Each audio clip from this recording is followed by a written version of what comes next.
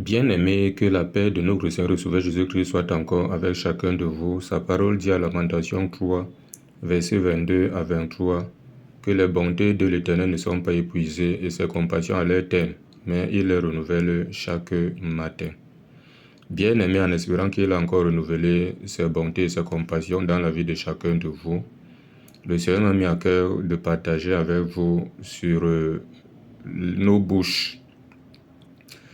Bien aimer nos bouches. Pourquoi? Parce que c'est au travers de la bouche qu'on parle. Généralement, c'est ce qu'on nourrit dans le cœur qu'on fait sortir de la bouche. Parce que ce n'est pas ce qui entre en nous qui nous souille, mais c'est ce qui sort de l'homme. Comme la Bible le dit là-bas, Marc 7. C'est ce qui, à partir du verset 15, si vous descendez là-bas, c'est ce qui sort de l'homme qui le souille. Ce qui sort du dedans de l'homme. Et Jésus-Christ dit aussi à Luc, il dit aussi à Luc là-bas que il dit l'homme bon tire de bonnes choses du bon trésor de son bon cœur, et le méchant tire les mauvaises choses du mauvais trésor, car c'est de l'abondance du cœur que la bouche parle. Bien aimé, c'est pour cela qu'on doit faire attention avec ce qui sort de nos bouches. Parce que ce qui sort de nos bouches peut déterminer quel type d'homme nous sommes ou quel type de personne nous sommes. C'est pour cela qu'un chrétien doit avoir une discipline de bouche. Donc même ce qu'il dit, il faut que ça ait un sens.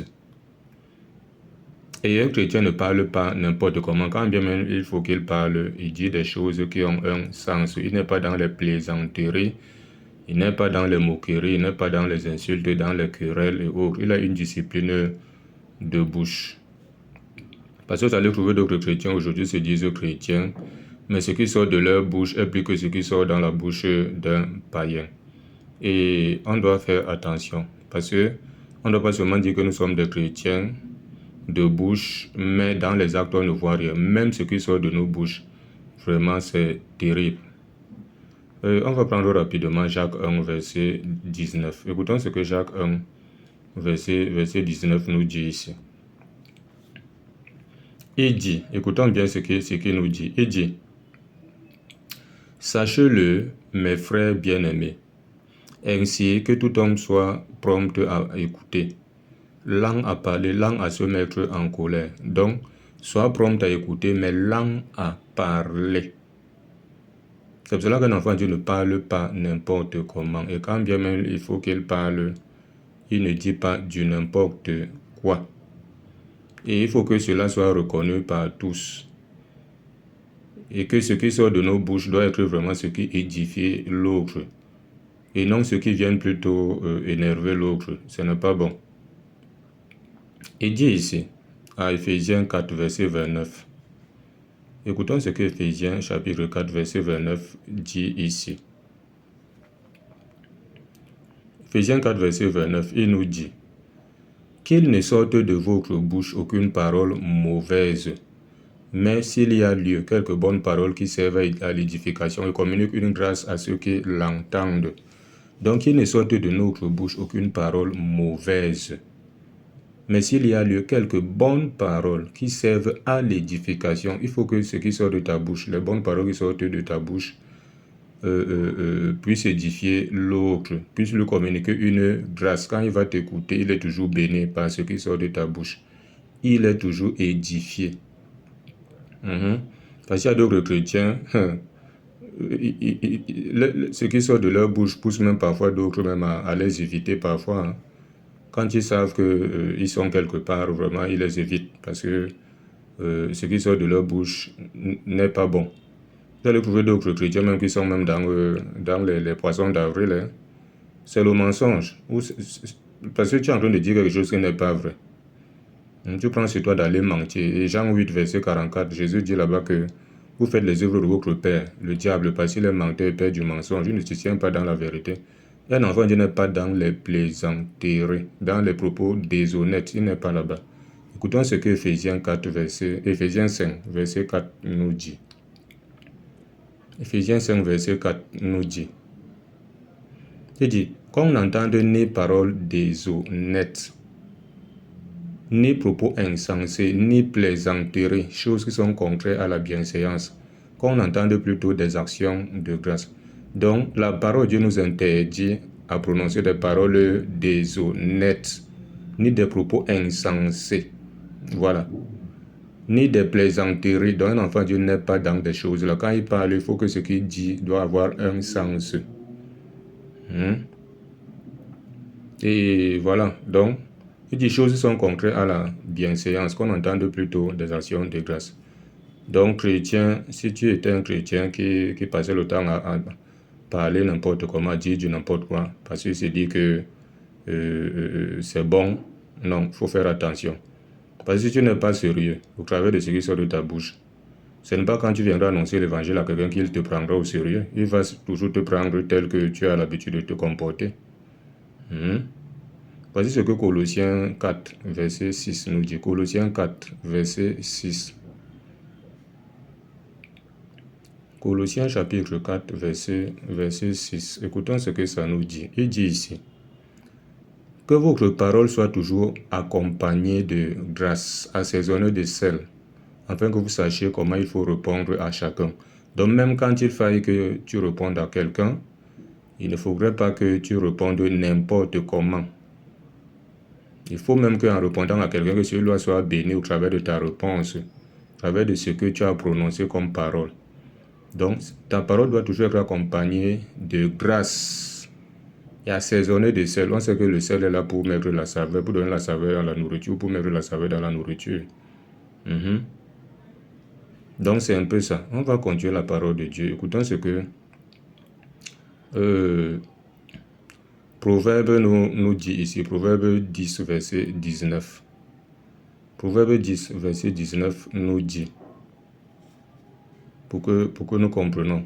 Parce que un chrétien qui est discipliné, même au travers de sa bouche, les gens vont toujours vers lui pour vouloir ses conseils. Parce qu'on sait que ce qui va sortir de sa bouche va les édifier, va les bénir. Proverbe 10, verset 19 nous dit, celui qui parle beaucoup ne manque pas de péché, mais celui qui retient ses lèvres est un homme prudent. Donc, il ne faut pas parler beaucoup. Et quand il faille même que tu parles, il faut que tu dises des choses qui ont un sens. Voilà, parce qu'il y a des chrétiens qui parlent beaucoup. Ils ne disent rien de bon. Et dans ce qu'ils sont même en train de parler, ça va dans tous les sens. Le mensonge est là. Et toutes sortes de mauvaises paroles sortent. Il y a même d'autres, même dans leur façon de parler, disent même des choses terribles. Ils poussent même les autres parfois à la colère. Proverbe 30, verset 32. Écoutons bien, Proverbe 30, verset 32. Proverbe 30, verset 32 nous dit ici. Écoutons bien. Proverbe 30, verset 32, il dit: si l'orgueil te pousse à des actes de folie, et si tu as de mauvaises pensées, mets la main sur la bouche. Si l'orgueil te pousse à des actes de folie, et si tu as de mauvaises pensées, si tu as de mauvaises pensées et que tu es orgueilleux, cela te pousse à adopter les actes de folie. Il dit: mets la main sur la bouche, ne parle pas. Parce qu'en parlant, tu vas dire de tout et de rien. Et cela va porter préjudice à l'autre. Il y a même d'autres, ils te balancent une mauvaise parole là, ils s'en foutent, ils se disent que c'est normal. Et toi, c'est en train de te ranger, tu lui gardes rancune autre. Pour lui, il est ranqué dans sa tête. Voilà donc les effets de l'orgueil. Et si tu sais que tu es donc comme ça, évite de trop parler. Mets la main sur la bouche pour éviter de trop parler. Parce qu'en parlant, tu vas dire des choses qui ne sont pas agréables à l'autre. Voilà. Ou des choses qui ne sont pas dignes d'un enfant de Dieu. Proverbe 21, verset 23. Proverbe 21, verset 23 nous dit ici. Il dit, Proverbe 21, verset 23, il dit: celui qui veille sur sa bouche et sur sa langue préserve son âme des angoisses. Donc veille sur ta bouche et sur ta langue, parce que la langue est dans la bouche. On parle au travers de la langue et on ouvre la bouche pour parler. Donc il faut veiller sur ta bouche afin de préserver ton âme des angoisses. Mais si tu ne veilles pas, Ça veut dire que toi-même, tu as attiré les angoisses à ton âme. Voilà. Il y a même d'autres, même, c'est comme ça qu'il parle de tout et de rien. Si je meurs, ne viens pas. Si tu viens, tu vas voir. Je vais me réveiller ou je vais te faire du mal. Tu vas voir. Je vais te faire. Comme tu es en train de me chercher, je vais te faire. Et le diable entre en action et quelque chose arrive à la personne. Tu commences à dire qu'on t'accuse pour rien. Pourtant, tu as parlé. Tout le monde a écouté. Il fallait te taire. Voilà, tu n'étais pas obligé de parler. Et Jacques 3, pour terminer, Jacques 3, verset 6 à 10 nous dit. Jacques chapitre 3, verset 6 à 10, ça nous parle de la langue. Donc ceux qui blaguent avec leur langue, avec leur bouche là. Jacques 3, verset 6 à 10 nous dit, la langue aussi est un feu, c'est le monde de l'iniquité. Donc la langue est le monde du péché. C'est un feu. Au travers de la langue, tu peux dire des choses, ça vient vraiment mettre les gens en conflit terrible. Et comme tu peux aussi dire des choses, ça vient mettre la paix là où il n'y avait pas la paix. Dit la langue est placée parmi les membres souillant tout le corps et enflammant le cours de la vie. Étant elle-même enflammée par la chair, il dit toutes les espèces de bêtes et d'oiseaux, de reptiles et d'animaux marins sont domptés et ont été domptés par la nature humaine. Il dit, mais la langue, aucun homme ne peut la dompter. C'est un mal qu'on ne peut réprimer. Elle est pleine d'un venin mortel. Il dit, par elle nous bénissons le Seigneur notre Père, et par elle nous maudissons les hommes faits à l'image de Dieu. Un enfant de Dieu n'est pas là pour maudire quelqu'un. Il est toujours là pour bénir les gens. Mon frère, que Dieu te bénisse. Comme tu m'as insulté là, moi je ne veux pas rendre le mal par le mal. Je ne veux pas rendre injure par injure, par l'injure, parce que Dieu m'interdit cela. Que le Seigneur te bénisse, continue. Mais il y a d'autres, on les insulte, allez, ils s'emportent, ils commencent aussi à insulter. Ça commence à aller dans tous les sens. Voilà. Quelqu'un te maudit, tu lui dis carrément que la Bible dit que, à Proverbe 26 là-bas, je crois, verset 2.